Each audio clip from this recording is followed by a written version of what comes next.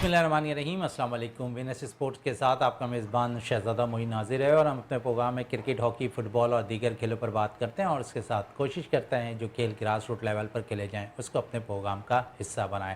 T20 world cup का मेला कल से सजेगा और इस T20 वर्ल्ड कप जो अमेरिका और वेस्ट इंडीज़ में खेला जाएगा, 20 ममालिक की टीमें इस टूर्नामेंट में शिरकत कर रही हैं और इस 20 ममालिक को जो है 4 ग्रुप में तकसीम किया गया है। पाकिस्तान अपना इफ्तिताई मैच 6 तारीख को अमेरिका के खिलाफ खेलेगा, जबकि बड़ा इंपॉर्टेंट मैच पाकिस्तान का जो है इंडिया के खिलाफ 9 तारीख को खेला जाना है। और साथ साथ क्योंकि अब मेला सजने में सिर्फ 24 घंटे भी नहीं बाकी हैं और इस मेले की क्या तैयारियां अमेरिका में जारी हैं वो सब सूरत हाल अपने शो के अंदर हम आपसे बयान भी करेंगे। और यकीनन हमारे साथ अमेरिका से हमेशा की तरह नईम उल हक साहब मौजूद होते हैं, तो नईम उल हक साहब भी हमारे साथ टेलीफोन लाइन पर मौजूद होंगे हमारे साथ हमारे शो के अंदर, उनसे भी बातचीत करेंगे कल के वर्ल्ड कप का जो आगाज हो रहा है उस हवाले से। तो और साथ साथ क्योंकि स्टूडियो में हमारे साथ मौजूद हैं नौजवान उवैस अली खान साहब है जो बाकायदा डोमेस्टिक प्लेयर है और अंडर 19, 15 और 16 में काफ़ी रन स्कोर कर चुके हैं और ख़ासकर कॉलेज की सतह पर इन्होंने सबसे ज़्यादा रन स्कोर किया है और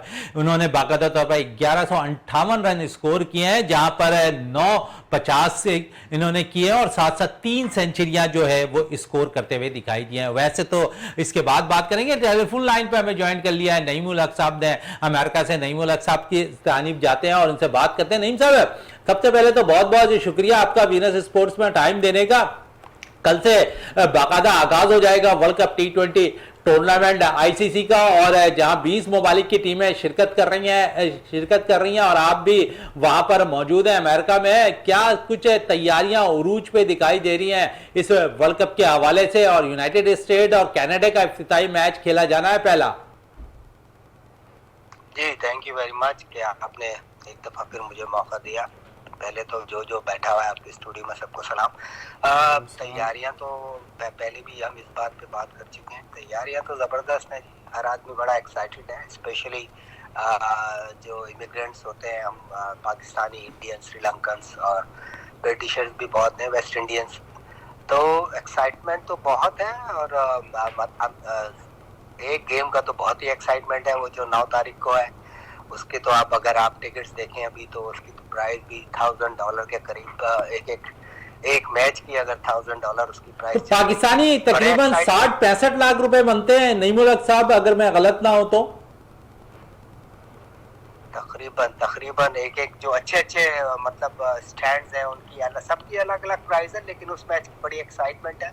तो देखें, इंशाल्लाह हम उम्मीद करते हैं कि पाकिस्तान अच्छा खेलेगा, अच्छी परफॉर्मेंस देगा, टीम कॉम्बिनेशन अच्छा बनाएगा, क्योंकि अभी तक हमारी समझ में ये नहीं आया कि हम कॉम्बिनेशन नहीं बना सके अभी तक। कभी हम किसी को ओपन भेज देते हैं, कभी किसी को ओपन कर, लेकिन हम तो वापस आ गए ना बाकायदा रिजवान और बाबर पर, और फिर 59 की पार्टनरशिप भी लग गई, वो भी एक रिकॉर्ड कायम हो गया पाकिस्तान के लिए। नहीं, मेरे हिसाब से तो ये बेस्ट होगा कि बाबर और रिजवान ही ओपन करें। आप उस्मान खान को नीचे खिला दें नंबर 3 पे। अगर आप साइम अयूब को मौका देंगे ना, अगर उसको आप 1-2 मैचों में नीचे खिला दें, अगर उसको ओपन भी कराए तब भी सही है। वो अच्छा टैलेंटेड प्लेयर है, आई नो वो रन्स नहीं कर रहा। आजम खान के साथ भी ये प्रॉब्लम हो रही है, उसका भी वो बुरा दिन था, वो जिस दिन वो उसने 2 कैच भी छोड़ दिए, उससे बैटिंग भी नहीं हुई। तो अब आपको हम ये जो टीम लेके गए ना 15 की, इसी पे डिपेंड करना है, इसी को आगे पीछे करके हमें खिलाना होगा। हमें थोड़ी सी बॉलिंग में प्रॉब्लम हो रही है क्योंकि शादाब की बिल्कुल फॉर्म पे नहीं है, लेकिन मेरे हिसाब से जो यहाँ की कंडीशंस हैं, जो मैं पहले की कंडीशन है, ये न्यूयॉर्क वाली विकेट तो क्योंकि ड्रॉप इन विकेट है तो इसका मुझे ज्यादा इल्म नहीं है, ये तो अभी 1-2 मैच होंगे तो पता चलेगा। अच्छा, इस विकेट पर आप समझते हैं अम्माद वसीम फायदेमंद सूदमंद साबित हो सकते हैं? अम्माद वसीम तो खेलेगा, अम्माद वसीम और मेरे हिसाब से शादाब भी खेलेगा। तो ये जो यहाँ की जो विकेट्स हैं ये लो बाउंस होती है और स्पिनिंग विकेट्स होती हैं वेस्ट इंडीज की भी, और यहाँ जो अमेरिका में जो 2 विकेट्स हैं फोर्ट लॉडरडेल और डैलस में, अनलेस कि उन्होंने बिल्कुल ही उसको चेंज कर दिया हो, लेकिन वेस्ट इंडीज की विकेट तो ज़ाहिर चेंज नहीं हो सकती ना। फोर्ट लॉडरडेल की जो फ्लोरिडा में ये भी चेंज होगी। डैलस की विकेट सही है, ब्रेक भी होता है थोड़ा, शुरू में तेज बॉलर्स को हेल्प भी करती है। तो हिसाब से हमारा टीम कॉम्बिनेशन यही होना चाहिए, 3 फास्ट बॉलर और 2 ऑलराउंडर जैसे शादाब और इमाद है। अच्छा, फिर एक सवाल बड़े जहनों में मेरे घूम रहा है, वो सवाल मैं आपसे जरूर करना चाहूंगा। Azam Khan as a wicket keeper सूदमंद साबित नहीं हो रहा है, आप समझ रहे हैं जब अब मैच आप अमेरिका के खिलाफ पहला इफ्तिताई खेल रहे होंगे तो वहां आप क्योंकि उस्मान भी विकेट कीपिंग कर लेते हैं, अगर आजम ड्रॉप होते हैं तो रिजवान विकेट कीपिंग करते हुए दिखाई देंगे आपको? बिल्कुल बिल्कुल, रिजवानी को करनी चाहिए विकेट कीपिंग। अगर आजम विकेट का ड्रॉप होता है तो फिर मेरे हिसाब से Rizwan is the best choice. और जाहिर है रिजवान तो नंबर 1 विकेट कीपर है हमारा तीनों फॉर्मेट का, तो उसको रिजवान को ही विकेट कीपिंग करनी चाहिए। आप थोड़ा सा आगे पीछे कर सकते हैं, सैम अय्यूब को एक आध मैच आप बीच में खिला दें, 4 या 5 नंबर 4 चले 4 तो फकर खेलता है, आप उसको कोशिश करें नंबर 3 खिलाएं, उस्मान को नंबर 4-5 कर दें तो थोड़ा कॉन्फिडेंस है, क्योंकि वो एक आध बॉलिंग भी कर लेता है तो उसको एक आध ओवर आप यूटिलाइज कर सकते हैं। तो अब हमें यही 15 पे डिपेंड करना है। अच्छा, हमें यही 15 पे डिपेंड करना है। और अगर हम थोड़ी सी नहीं भाई थोड़ी सी बात कर लें परफॉर्मेंस के हवाले से, पाकिस्तान को अगर देखें तो इंग्लैंड के खिलाफ 2 मैचेस बारिश की नजर हो गए, 2 मैचेस हुए पाकिस्तान को इस सीरीज में नाकामी का सामना करना पड़ा और 2 मैचेस फतह हासिल करने में इंग्लैंड की टीम कामयाब हुई है। कुछ जो मौके थे बाबर आजम के पास एक प्लेयर्स को आजमाने के, आप समझते थोड़ी सी कमी रह गई है बाबर आजम के पास कि अगर वो 2 मैचेस बारिश की नजर नहीं होते तो कुछ कॉम्बिनेशन बनाने में बाबर को भी आसानी हो जाती? कॉम्बिनेशन तो बहुत पहले बनाने चाहिए था। हमने अभी जो पाकिस्तान में भी मैच हुआ, आयरलैंड में भी मैच हुए थे, काफी हमें चांस था, लेकिन बात आप बिल्कुल ठीक कर रहे हैं कि 2 मैच बिल्कुल बारिश हो गई तो उसमें हमें मौका नहीं मिल सका। तो हमने आखिरी मैच में थोड़ा चेंज किया था, उस्मान खान को खिला दिया था साइम अय्यूब को ड्रॉप करके। तो जाहिर है अब अगर आपके 2 मैच जाया हो जाते हैं तो आपको मौका तो नहीं मिलता, पूरी तरह आपको टीम प्रैक्टिस भी नहीं मिली, क्योंकि यहाँ पे हमारे पास नॉर्मल जो मैचेस हो रहा है, पाकिस्तान का शायद कोई मैच है नहीं नॉर्मल। तो अच्छा, वो मैच नहीं है, लेकिन अगर हम देखें तो बाकायदा तौर पर जो प्रैक्टिस मैचेस मिले हैं दीगर टीमों को, और फिर एक सीरीज मिली अमेरिका को बांग्लादेश के खिलाफ, अमेरिका ने कामयाबी हासिल की उस सीरीज के अंदर। दूसरी तरफ है वेस्ट इंडीज ने 2 बड़ी टीमों को शिकस्त दी साइड मैचेस के अंदर, जहां ऑस्ट्रेलिया की टीम को शिकस्त दी, जनूबी अफ्रीका की टीम को शिकस्त दी। तो खतरे की घंटी दोनों टीमों ने बजा दी है T20 के अंदर, और एक में अमेरिका जो है पाकिस्तान के पोल में शामिल है। बिल्कुल बिल्कुल, हमेशा से कहता हूँ कि T20 क्रिकेट में कोई भी टीम किसी को हरा सकती है। वेस्ट इंडीज को तो आप छोड़ें, वेस्ट इंडीज की तो बहुत स्ट्रॉन्ग टीम है, ऑनेस्टली वो सरप्राइज करेंगे और 2 दफा T20 की चैंपियन भी है। हाँ, वो सरप्राइज करेंगे। वेस्ट इंडीज की अगर होगी तो वो तो किसी ना किसी को, मतलब किसी ना किसी को क्या, वो चैंपियंस हैं भाई, वो तो सरप्राइज करेंगे। अमेरिका का क्रिकेट में 2 ओवर अच्छे 2 ओवर खराब, लेकिन इंशाल्लाह उम्मीद है कि पाकिस्तान अपने ग्रुप से क्वालिफाई कर जाएगा और हम इंशाल्लाह हम सेमीफाइनल भी खेलेंगे। और पाकिस्तान की टीम इतनी बुरी टीम नहीं है, इंशाल्लाह हम अच्छी परफॉर्मेंस देंगे, इंशाल्लाह अच्छी परफॉर्मेंस देंगे। लेकिन एक सवाल है बड़े देर से मेरे जहनों में घूम रहा है, बाबर आजम अच्छी कप्तानी कर रहा है अगर देखें तो, और उसमें हम देखते हैं कि सेमीफाइनल फाइनल तक तो टीम को पहुंचाने में कामयाब हो जाते हैं, लेकिन टाइटल उनके नाम के साथ नहीं लग पा रहा है। माजी अगर देखें तो यूनुस खान, सरफराज अहमद, इमरान खान के साथ एक टाइटल जुड़ा हुआ है। आप समझिए 2024 जहां पर काफी अरसे से बाबर पर बड़ी तनकीद हो रही है कि वो कोई टाइटल अपने नाम नहीं कर पा रहे। नहीं, ये तो नेचुरल सी चीज होती है। वो I mean he try his best, वो कप्तानी भी सीख रहा है, बेहतर से बेहतर होता जा रहा है।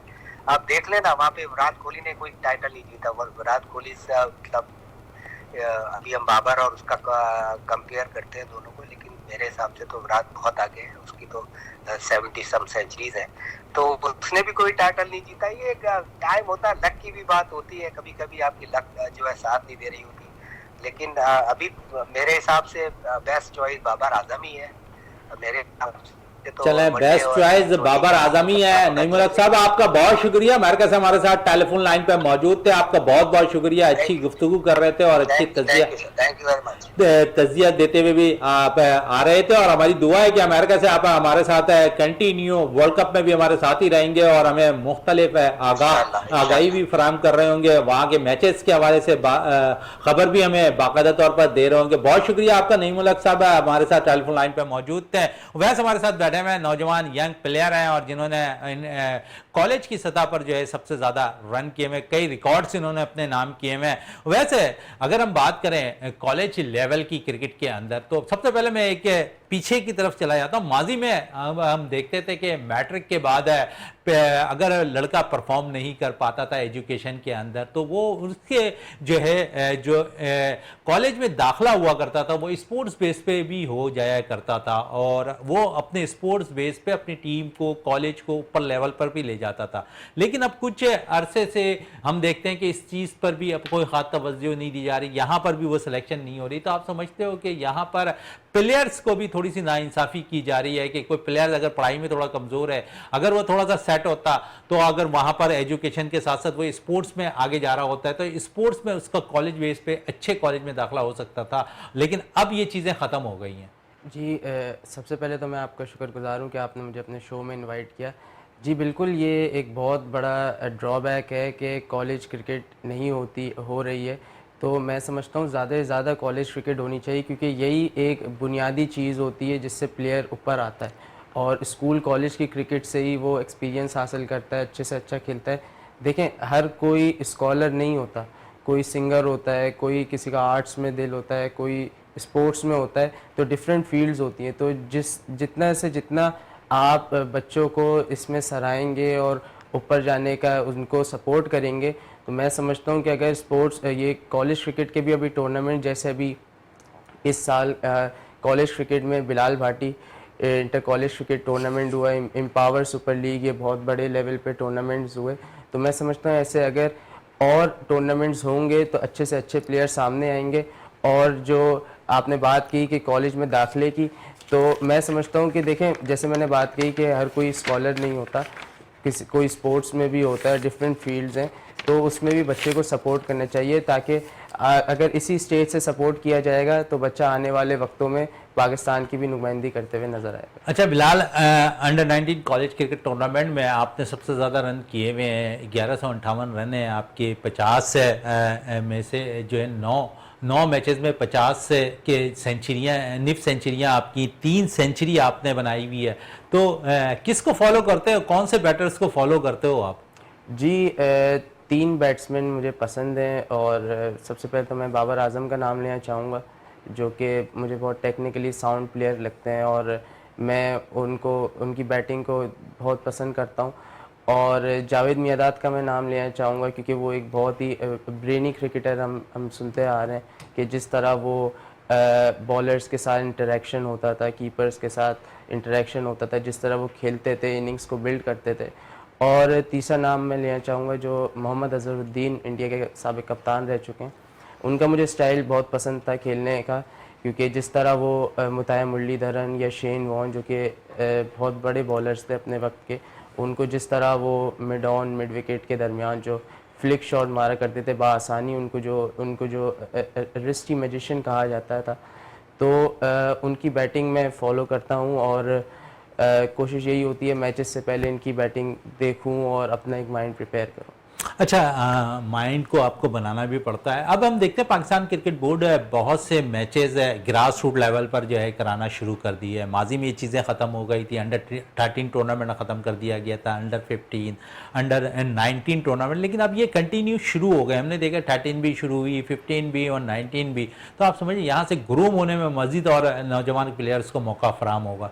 जी, जैसे जब इमरान खान साहब की हुकूमत आई थी तो उन्होंने सूबों वाली क्रिकेट कर दी थी, तो अब वो वापस वही क्रिकेट आ गई जिसमें कराची, लाहौर, कराची की 2 टीम है, लाहौर की टीम अलग अलग। पहले तो जैसे सिंध की एक टीम होती थी, जो इससे ज़्यादा से ज़्यादा प्लेयर्स को खेलने का मौका मिल रहा है। और अंडर 13 भी अब हो रही है, जिसमें फिर जो टॉप परफॉर्मर्स होते हैं उनको NCA में कैंप लगता है, लाहौर में जो है नेशनल क्रिकेट अकेडमी, वहाँ मौका मिलता है, वहाँ जो है क्वालिफाइड कोचेस के अंडर खेलने का, तो वहाँ से अपनी स्किल्स और डेवलप और ग्रूम करते हैं। ऐसे ही अंडर 16 और अंडर 19 लेवल के लिए भी है। तो ये एक बड़ा अच्छा इकदाम है कि जो क्लब क्रिकेट भी अभी ज़्यादा से ज़्यादा अब हो रही है, क्योंकि अगर मैं अपनी बात करूँ तो हमने पिछले साल कोई 4 से 5 क्लब के मैच खेले थे, जो कि इनफ नहीं है, क्योंकि क्लब क्रिकेट ही एक बुनियाद होती है। एक प्लेयर जो अच्छा क्रिकेट खेलना होता है वो यही सोचेगा कि मुझे टेस्ट क्रिकेटर बनना है, और टेस्ट क्रिकेट जो है लंबी क्रिकेट से आप बनते हैं। अच्छा, आप टेस्ट क्रिकेटर बनना चाहते हो या आजकल की जो मॉडर्न क्रिकेट है वो खेलना ज़्यादा पसंद है? नहीं, मैं टेस्ट प्लेयर बनना चाहता हूँ, क्योंकि वही जो है मेन, मैं समझता हूँ असल क्रिकेट वो है।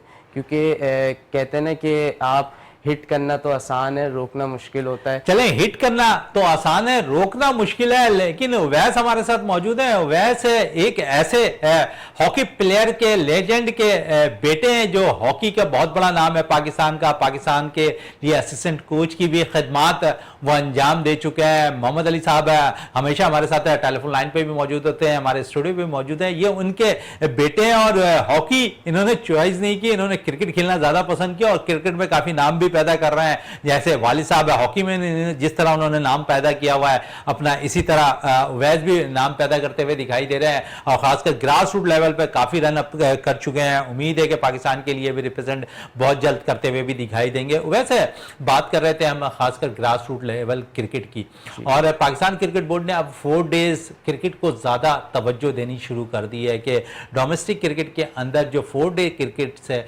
उसको फॉलो बहुत ज़्यादा किया जाएगा। पर रीजनल क्रिकेट एसोसिएशन ने भी इस काम को भरपूर तौर पर करना शुरू कर दिया। तो आप समझिए रीजनल भी आने के बाद जो है इसमें भी ज़्यादा फायदा होता हुआ दिखाई दे रहा है अब क्रिकेटर्स को। जी बिल्कुल ऐसा ही है। जैसे रीजनल क्रिकेट एसोसिएशंस और जो डिवीज़न वाले जो क्रिकेट एसोसिएशंस हैं, जब ये सब साथ मिलके काम करेंगे क्रिकेट के लिए तो अच्छे से अच्छा होगा। जैसे आपने 4 डे की बात करी, तो मैं यही कह रहा हूँ कि लंबी क्रिकेट जितनी होगी उससे प्लेयर अच्छे से अच्छा जो है पाकिस्तान में आएगा। क्योंकि देखें, अब जो नज़र आ रहा है वो पाकिस्तान सुपर लीग नज़र आती है।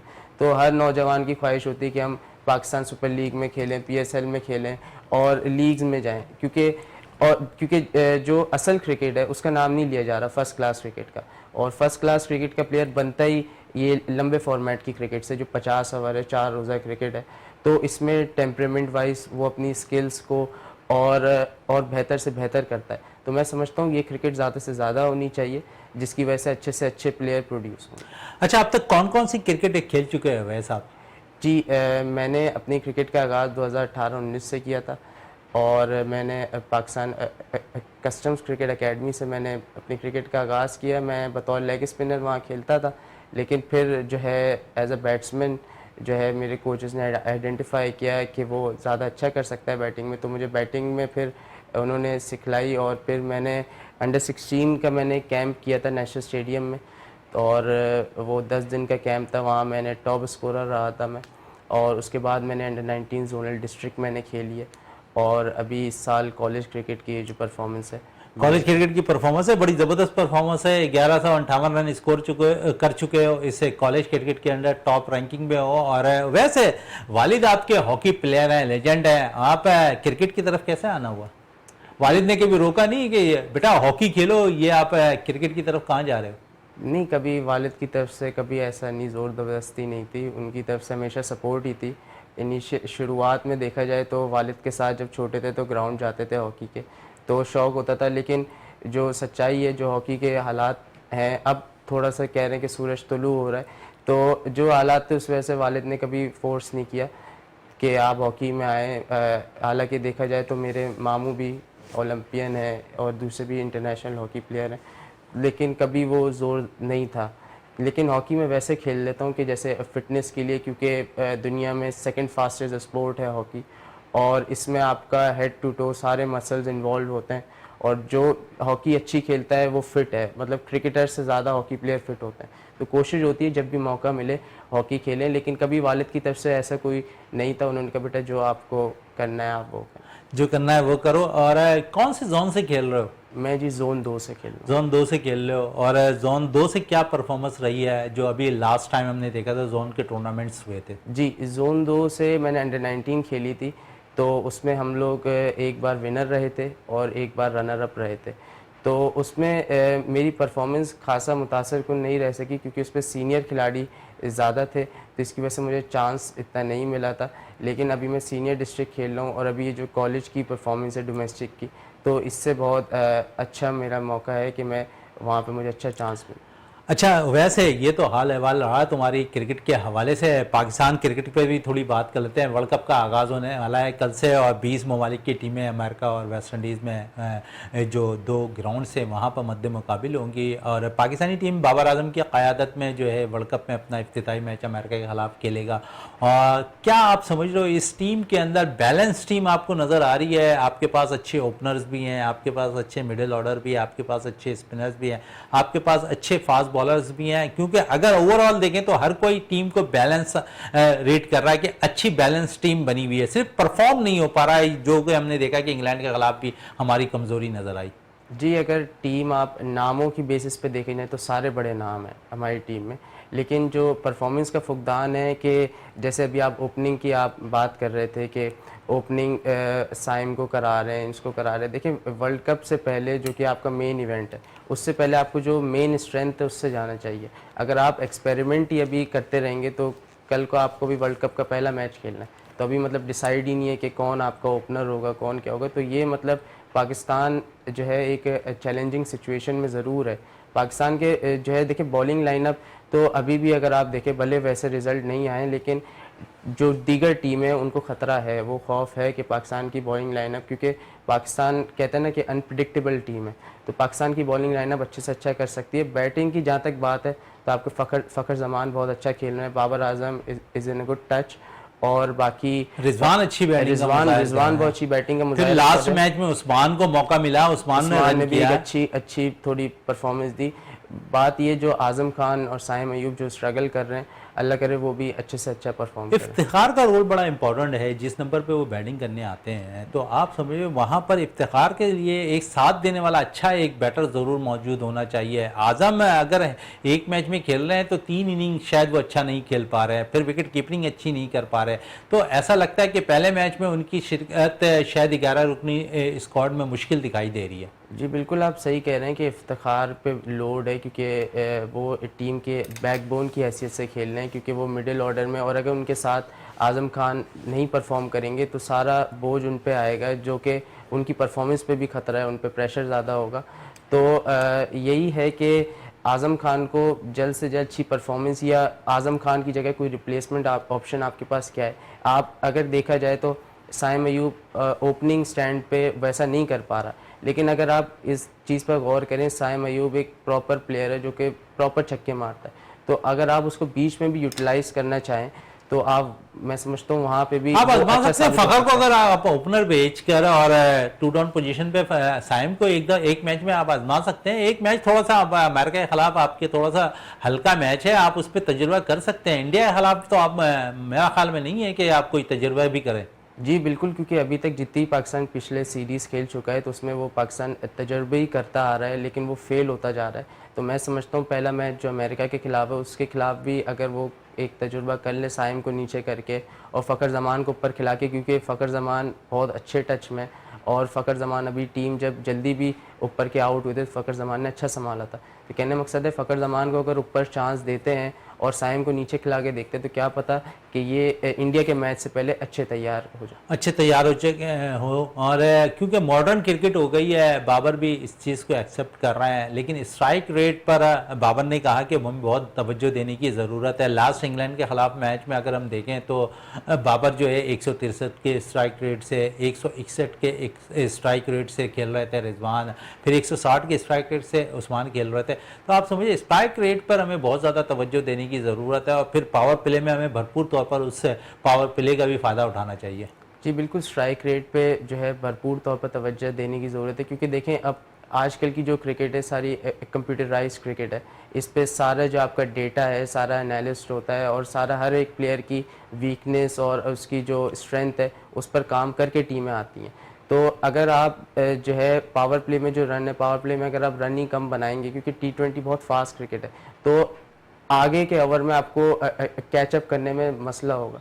तो यही है कि आप जो है एक प्लान के साथ जाएं और जो पावर प्ले है उसका अच्छे से अच्छा यूटिलाइज करें, पावर प्ले का अच्छा इस्तेमाल करें। आपका मैच अमेरिका के ख़िलाफ़ है पहला, और अमेरिका ने जो है बांग्लादेश को सीरीज़ से शिकस्त से दूचार किया है। किस प्लान के साथ बाबर को जाना चाहिए, क्योंकि बहुत सी चीज़ें बाबर के जहनों में भी हैं लेकिन उन्हें प्रैक्टिस से भरपूर नहीं मिल सकी इंग्लैंड के खिलाफ। देखिए, मैं समझता हूँ जैसे आपने बताया कि अमेरिका ने बांग्लादेश को हराया, तो पाकिस्तान को सबसे पहले तो हल्का नहीं लेना चाहिए किसी भी टीम को, क्योंकि T20 क्रिकेट है और तेज़ क्रिकेट है, इसमें कोई भी टीम आपको अपने दिन पर हरा सकती है।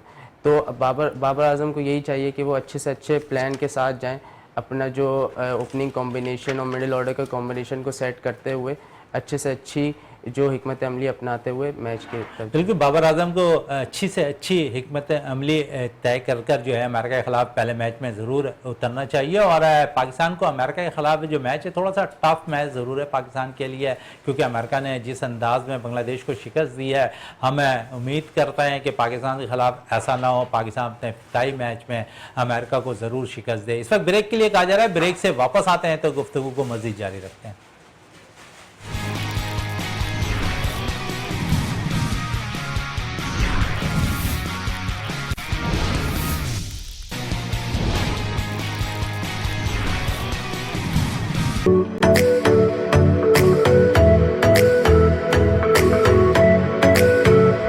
अगर आप देखना चाहते हैं बहुत सारा एंटरटेनमेंट,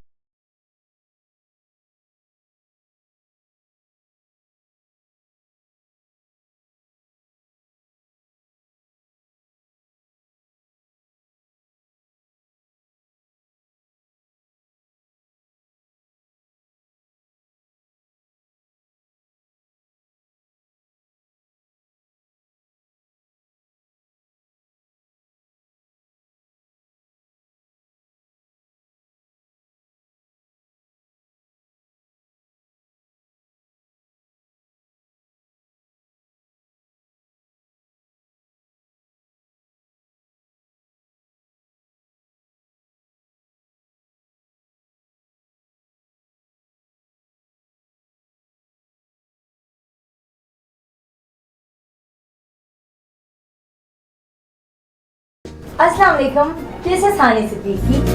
अस्सलाम वालेकुम, दिस इज अकरम सोनू।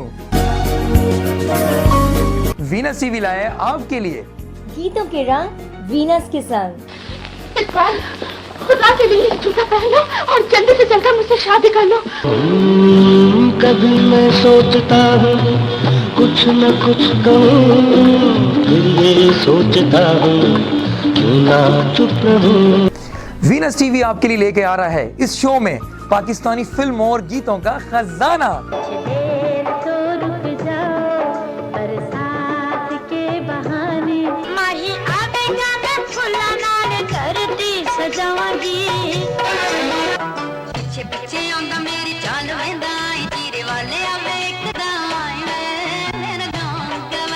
पाकिस्तानी फिल्मों और गीतों की तो क्या ही बात है। ओल्ड इज गोल्ड, यानी सदाबहार गीतों का खजाना। वादा करो साजना, छूके मुझे तुम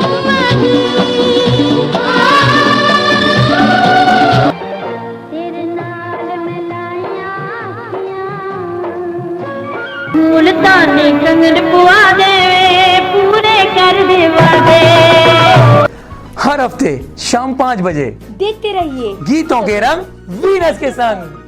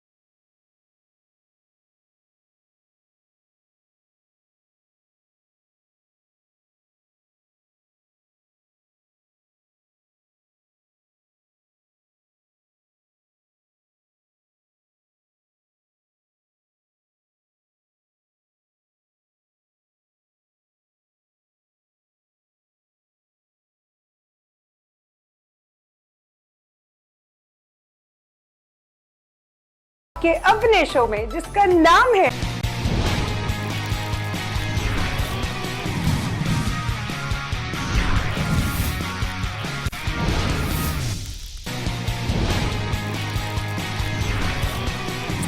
बिल्कुल, वक्फे से कबल हम बात कर रहे थे पाकिस्तान की क्रिकेट टीम के हवाले से जो वर्ल्ड कप के लिए अमेरिका में मौजूद है, जहां अमेरिका के ख़िलाफ़ पाकिस्तान ने 6 तारीख को अपना इफ्तिताई मैच खेलना है। पाकिस्तानी टीम है वर्ल्ड कप में तो अमेरिका और वेस्ट इंडीज़ में मद्दे मुकाबिल नज़र आएगी दीगर टीमों के, लेकिन पाकिस्तान के सबसे लाली परचम को नेपाल में सर बुलंद करने वाले एक मेहमान आज हमारे साथ मौजूद है। ज़रूर आपकी इस स्टूडियो में उनसे मुलाकात भी कराएंगे। वो कौन है और क्या है सब कुछ मैं आपको ज़रूर बताऊंगा, लेकिन प्रो रेसलिंग में नेपाल में पाकिस्तान के लिए और ख़ासकर अपने हरीफ इंडिया को शिकस्त दी उन्होंने और जिस अंदाज में अपना डिफेंड किया अपने टाइटल का, ये बिलाल अहमद हमारे साथ मौजूद है। कोबो ब्रांडो है हमारे साथ मौजूद, इनका निक नेम है और जिस नाम से बदौलत ये रेसलिंग के में रिंग में उतरते हैं। तो बिलाल हमारे साथ मौजूद है। बिलाल, बड़ा ज़बरदस्त परफॉर्म रहा नेपाल में आपका, और नेपाल में जिस किस्म की कारकर्दगी आप लोगों की आपकी टीम की रही, हम उम्मीद यही कर रहे थे कि पाकिस्तान के सबसे लाली परचम को आप रोशन करते दिखाई देंगे और यही कुछ हुआ। लेकिन जो मजा आपने इंडिया के हरीफ को हराकर किया है, शायद इसकी खुशी डबल हो जाती है। बिल्कुल बिल्कुल ऐसे ही है। इंडिया तो समझ लें हमारा काफ़ी मतलब पुराना रिंग में तो खैर मेरा 4 साल से ही दुश्मन है, क्योंकि मुझे हमेशा इंडिया से चैलेंज आता रहता और सेकंड टाइम इस बार मैंने इंडियन को हराया। अच्छा, REW के डिफेंड कर रहे थे आप बेल्ट वहां पर, और इससे बेल्ट के लिए कितनी ममालिक की टीमें वहां शिरकत कर रही थी? वहाँ पर नेपाल खुद था, अमेरिका था और इंडिया था और पाकिस्तान था। अच्छा, खुशी होती है जब पाकिस्तान के सबसे लाली परचम को चारों रिंग पर आप लहरा रहे होते थे, तो खुशी कितनी हुई थी? बिल्कुल खुशी होती है, क्योंकि मुल्क को रिप्रेजेंट करने का मौका मिल रहा है और मुल्क को के लिए कुछ करने का मौका मिल रहा है, क्योंकि इससे हमें एहसास हो रहा होता है कि देखें मुल्क के लिए कुछ करने के लिए हमें वर्दी पहनना ज़रूरी नहीं है। तो क्योंकि हमें ये लगता है कि आप सिर्फ उसी वक्त असली पाकिस्तानी जब आप वर्दी पहने हुए, नहीं, ज़रूरी नहीं है। आप अपने अपने शोबों में भी जो है मुल्क के लिए कुछ कर सकते हो और उससे बहुत खुशी होती है, जैसे मैंने रेसलर बन के किया। अच्छा, आप जब रिंग में उतरे थे, आपने अपने हरीफ इंडियन को 8 मिनट में चारों शाने चित किया, तो उस वक्त क्या जज्बात थे आपके जब रिंग में जा रहे थे और जब शिकस्त दी उसके बाद? उस वक्त तो बिल्कुल फीलिंग बहुत अच्छी थी। इस दफ़ा ये था ओपोनेंट बहुत ज़्यादा हैवी था मेरा, क्योंकि उसके साथ जो है मैच करते हुए पहले थोड़ा सा वो लग रहा था कि इस बार ओपोनेंट है काफ़ी टफ है, हैवी है, कि वो ऑलमोस्ट 100 kg क्रॉस था और मैं 93 kg का था। तो लेकिन ये है कि दिल में थे, जज्बात थे और आप लोगों की दुआएं थी, पाकिस्तान की दुआएं थी, तो उसको हराया फिर।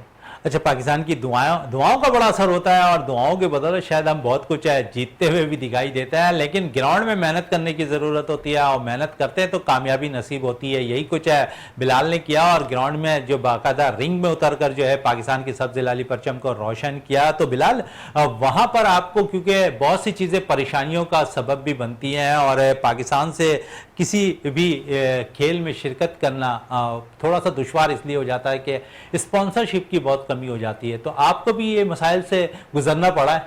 बिल्कुल मसाइल से तो गुजरना पड़ा है, क्योंकि स्पॉन्सरशिप्स का आपको पता है पाकिस्तान के अंदर स्पोर्ट्स के साथ जो है इतनी मतलब इंसाफ नहीं होता जितना होना चाहिए, तो मुश्किलात तो खैर काफ़ी हुई।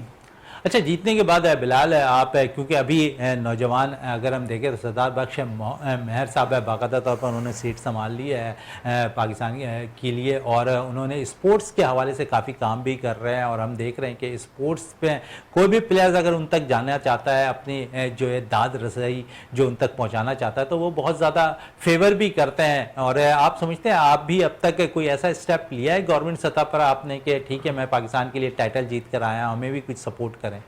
मैंने तो अभी तक उनके साथ कोई मतलब किया नहीं, क्योंकि इससे पहले मैं नोटिस ये करता रहा हूँ कि अक्सर होता ये है कि आप अगर किसी स्पोर्ट में नहीं भी हो ना, तो अपने फेवरेट्स को बिला वजह की वहाँ सपोर्ट मिलती रही है।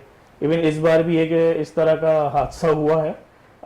मुझे इनविटेशन थी और हमारा अपना ही एक रेसलर है जो वहाँ पे विदाउट एनी इनविटेशन स्पोर्ट्स का गवर्नमेंट से जो है स्पॉन्सर लेके आया हुआ था। तो मैं हैरान इस बात पे कि यार इनविटेशन तो मेरा था, मैच मेरा था, मुझे तो गवर्नमेंट ने अभी तक कुछ बोला ही नहीं, ना बुलाया, ना पूछा, ना कुछ किया, तो ये मेरा अपना रेसलर वहाँ पे विदाउट इनविटेशन कैसे आ गया? तो बात यह है कि मैंने नोटिस किया कि आपको यहाँ पर या तो पॉलिटिकल बैकग्राउंड हो या फिर आप किसी के फेवरेट हो, तो फिर आपको अच्छा फेवरेट हो तो उस पर कुछ अमल दखल हो जाता है, लेकिन उस रेसलर की कारकर्दगी कैसी रही है बिलाल? उस रेसलर को तो उधर अलाउ ही नहीं किया ना। अच्छा, वो विदाउट इनविटेशन ही मतलब आप आओगे तो किस तरीके से आपको, लेकिन पाकिस्तान गवर्नमेंट ने उन्हें फिर भी भेजा। वो गवर्नमेंट ने ना इनविटेशन देखा ना कुछ देखा, लेकिन पता नहीं, मुझे नहीं पता क्या होता, लेकिन वो वहाँ पहुंचे हुए थे। अच्छा, आपने जहाँ पर पाकिस्तान के लिए इंडिया की टीम को शिकस्त दी है, तो इससे शिकस्त में जो रिंग पे थे आप, क्योंकि प्रो पे मुकाबला रेसलिंग हो रहा था, ये बेसिकली है क्या, कौन सी फाइट है? ये basically it's a pro wrestling जिसमें आप एनीथिंग गोज, मतलब किसी भी तरह वो हो सकता है। लाइक आपने डब्ल्यू में टीवी पे WWE या AEW देखी हो, या मल्टीपल प्रमोशंस होती हैं, TNA है, MLW है, तो इस तरह जो है वो ये रेसलिंग होती है। और इसको जो है नॉर्मली इसमें फाइट्स होती हैं। तो मेरा मैच होना था इसमें जो वर्ल्ड रिकॉर्ड के लिए हाइट पे होना था, लेकिन अनफॉर्चुनेटली कुछ जो ऑर्गेनाइजर्स थे उनको भी फाइनेंशियल इश्यूज आ गए थे, तो फिर कुछ मुझे भी इश्यूज थोड़े से आए, जिसकी वजह से तो ऊपर तो नहीं जा सके, फिर नीचे ये मैच हुआ नॉर्मली। अच्छा, हमेशा आपके जो मुखालिफ होते हैं वो इंडियंस होते हैं क्या? कोई ख़ास आपने हरीफ बना के रखा है इंडिया को शिकस्त देने का? नहीं, हमेशा तो नहीं, लास्ट टाइम और भी कंट्रीज थे, लेकिन ये है कि इंडियंस जो हैं वो मुझे कुछ ज़्यादा ही वो फोकस रखते हैं, क्योंकि मुझे इंडिया से एक और भी चैलेंज था जो दुबई में होने वाला था, तो उस टाइम अनफॉर्चुनेटली वही इंडियन जो चैलेंज कर रहा था वो पीछे हट गया। तो उसके बाद यह है कि अपकमिंग आगे जो हैं कुछ इवेंट्स और हैं ऐसे जिसमें मैंने इंडियन को ही हराना है। तो क्योंकि ये आपने सही बोला कि कोई खास इंडिया के साथ हो सकता है बात हो, क्योंकि अब तो मुझे पाकिस्तानी लोग इंडियन स्लेयर के नाम से पहचानने लगे। ये इंडिया को जरूर शिकस्त दे रहे होते हैं आप। बिल्कुल इंडिया के अगेंस्ट में अभी तक 2-0 पे अनडिफीटेड चल रहा हूँ। बिल्कुल अच्छी बात है, और पाकिस्तान के सर को फखर से बुलंद किया हुआ है बिलाल ने। वैसे हमारे साथ मौजूद है। वैसे मजीद और बात करते हैं वर्ल्ड कप के हवाले से, और जिसमें हम देख रहे हैं कि हमारा जो प्लेयर है ओपनर, वहाँ पर हमने बातें कर ली हैं, लेकिन हम मिडिल ऑर्डर पे भी फंस रहे हैं, और मिडिल ऑर्डर पे हमारे पास कोई बॉलर भी ऐसा नहीं है जो बॉल करता हो। आप शादाब को आजमा रहे हैं, लेकिन शादाब भी परफॉर्म नहीं कर पा रहे हैं। तो कप्तान बाबर आजम को मिडिल के लिए भी अब अमाद को रखना होगा, या रेगुलर किसी स्पिनर के साथ आपको जाना होगा, जिस तरह इब्रार हमारे पास है डग आउट पे बैठे हुए, आपने अभी तक उन्हें भी नहीं आजमाया। जी, मैं बिल्कुल समझता हूँ कि जैसे आपने बात की कि मिडिल में हम फंस रहे हैं, तो जैसे आपने सबको चांस दिया ओपनिंग में मिडिल ऑर्डर में, तो और शादाब भी आपको पता है जब फेल हो रहे हैं, तो आपको अबरार अहमद पे ज़रूर जाना चाहिए, क्योंकि आप उनको भी टेस्ट करना चाहिए। क्योंकि देखें, बॉलर जितना भी अच्छा हो, बैट्समैन जितना भी अच्छा हो, अच्छी टीम के खिलाफ अगर आप उसको एकदम डेब्यू कराएंगे तो वो उसके लिए भी थोड़ा सा प्रेशर वाला जो है मामला होगा। तो अगर उसको अमेरिका के ख़िलाफ़ अगर उसको खिला देते हैं तो उसके लिए भी थोड़ा प्रेशर रिलीज़ होगा, वो थोड़ा कॉन्फिडेंस में आएगा। और दूसरी बात, जहाँ तक आपने कही कि इमाद वसीम अच्छा कर रहे हैं, तो ये एक खुशाइन बात है। और बाकी जो मिडिल ऑर्डर की बैटिंग की बात है, तो शादाब भी आपको वैसे नहीं खेलते नज़र आ रहे, तो ये काफ़ी प्रॉब्लम क्रिएट होती हुई नज़र आएगी। और बिलाल, मज़ीद और भी ये बात करेंगे कि इस इवेंट के अंदर जहाँ पर दीगर ममालिक के शिरकत कर रहे थे, वहाँ पर पाकिस्तान के लिए आपने टाइटल जीता, तो आपको पाकिस्तान से जब आप जा रहे थे तो कोई ख़ास से यहाँ पर आपको सपोर्ट नज़र आई है यहाँ पर कि बाकायदा तौर पर आपको जो है एयरपोर्ट पर जो है बाकायदा तौर पर जाने के लिए कहा गया हो, वहाँ पर आपका इस्तकबाल भी आने के बाद भी आपको इस्तकबाल होता हुआ नज़र आया? लेकिन ये सब चीज़ें मैंने बहुत कम देखी हैं पाकिस्तान की जो इनफरादी तौर पर जा रहे होते हैं प्लेयर्स। यहाँ पर तो ऐसा जितना कोई सपोर्ट नहीं, जैसा मैंने आपको पहले बताया। हाँ, एक शख्स थे जिन्होंने मुझे बहुत सपोर्ट किया और उनकी वजह से जो है मैं पहुँच सका। काफ़ी रिस्पेक्टेड है हमारे बैरिस्टर नुसरत भट्टी, तो उन्होंने जो है मुझे ये था कि टिकट अरेंज करवा कर दिया, जिसकी वजह से मुझे जो है वहाँ एटलीस्ट मैं पहुँच सका और पार्टिसिपेट कर सका। इसके अलावा मेरी जो अपनी जो टीम है, हमारे रेसलर्स हैं, तो वही मुझे जो है एयरपोर्ट पर ड्रॉप करने आए थे, और हमारे जुडिशरी के ही कुछ एम्प्लॉयज़ हैं जो मुझे एयरपोर्ट पे रिसीव करने आए थे, मेरी फैमिली आई। अच्छा, कोई ख़ास दोस्ती है दीगर ममालिक के रेसलर से आपके कि पाकिस्तान भी उन्हें मदऊ किया जाए और यहाँ पर भी कोई एक बड़ा इवेंट है मुनक्किद हो किया हमारी बिल्कुल दोस्ती है। हमारा अभी अपकमिंग प्लान है इंडियंस को ही अब पाकिस्तान में लाने का, क्योंकि पाकिस्तान की जो है वर्ल्ड वाइड जो है रिप्रेजेंटेशन काफ़ी बुरी हुई है। क्योंकि अदर कंट्रीज समझते हैं कि, क्योंकि मैं नेपाल में भी गया तो लोग डर रहे थे कि यार आप पाकिस्तानी हो, यहाँ कैसे, और ये तो हिंदू मुल्क है, यहाँ तो मंदिर है, आप यहाँ कैसे आ गए।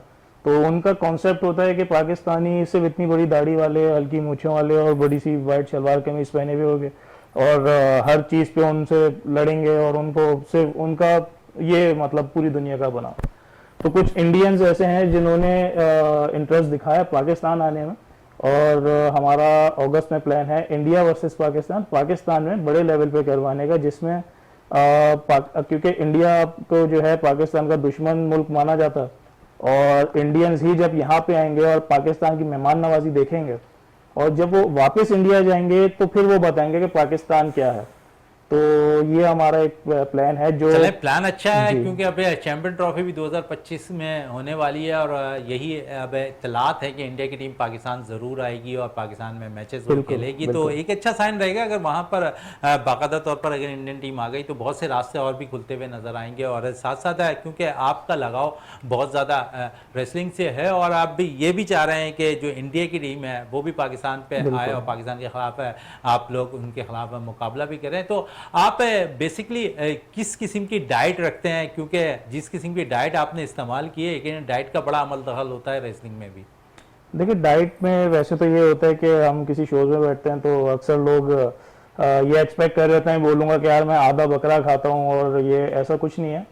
इंसान अपनी बॉडी वेट के हिसाब से ही खाता है। तो ये है कि डाइट में हमें क्लीन फूड लेना पड़ता है, और हर इंसान को मैं सजेस्ट भी करूँगा क्लीन फूड ले, क्योंकि वो हेल्दी होता है, हेल्थ के लिए बेटर होता है, और ज़्यादा फैटी या जंक फूड को अवॉइड किया जाए। और जो है प्रोटीन का यूजेज हमारा जो है ज़्यादा होता है, क्योंकि हमें जो है रिंग के लिए जो है, क्योंकि अपना वर्कआउट, क्योंकि बॉडी जितना आप यूज़ करते हो, जितना वर्कआउट आपका होता है तो उतना आप ज़्यादा खाते हो। तो कंपेरेटिवली नॉर्मल ह्यूमन तो हम ज़्यादा ही खाते हैं, लेकिन अपनी बॉडी के यूजेज के हिसाब से जितना हमारी बॉडी हरकत करती है उतना हम खाते हैं, लेकिन क्लीन फूड और हैवी प्रोटीन।